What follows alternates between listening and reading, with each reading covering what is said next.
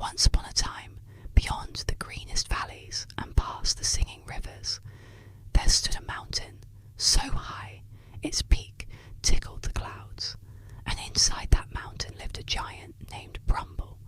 Now Brumble wasn't a mean giant, he was simply the sleepiest, laziest giant in the whole wide world. He could sleep for 3 days and 3 nights straight. When he snored, the sheep in the valley would lose their wool from sheer fright.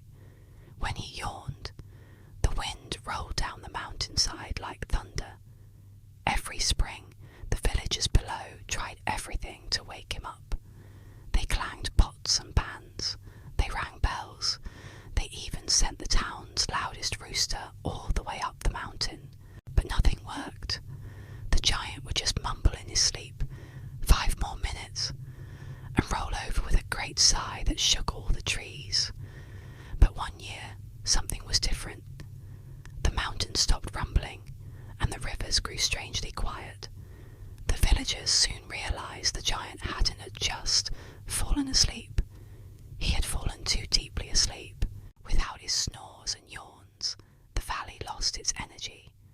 The flowers wilted, the bees stopped buzzing, and a great big yawn spread from morning till night. That's when a clever little girl named Tilda decided to take matters into her own hands. She packed a loaf of bread, a small bell, and her grandmother's precious teapot, and set off on her big adventure up the mountain. When she finally reached the top, she found Brumble snoring so loudly that the clouds themselves were wobbling. His long beard was tangled with pine cones, and a family of birds had even built a nest in his hair. Tilda bravely climbed up to his ear and shouted with all her might, "Wake up, sleepyhead, you're making the whole world drowsy." But Brumble only mumbled, "Too early."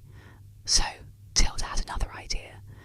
She poured some tea from her tiny pot, and the warm, sweet smell of honey drifted up to the giant's nose. He sniffed once, then twice, and then, achoo! He sneezed so hard that snow fell off the mountain in great soft piles. His eyes fluttered open at last. "Who dares wake me?" he grumbled, his voice low and rumbly. But when he saw the little girl standing there with her teapot, he blinked and a small smile appeared. "Oh, hello, small crumb. You've been asleep for weeks," Tilda said. "The flowers need sunshine, the bees need to buzz, and the world needs you to stop snoring so much." The giant scratched his head. "I suppose I might have overdone my nap a little." He stood up, making the mountain seem even taller for a moment, and stretched so wide that the clouds drifted apart.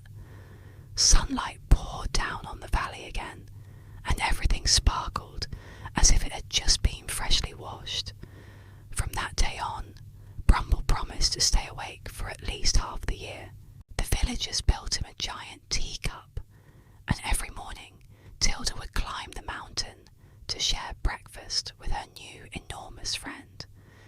And though he sometimes still nodded off in the middle of the day, whenever he snored now, it just sounded like gentle thunder, a sign to everyone below that their sleepy giant was dreaming happy dreams again.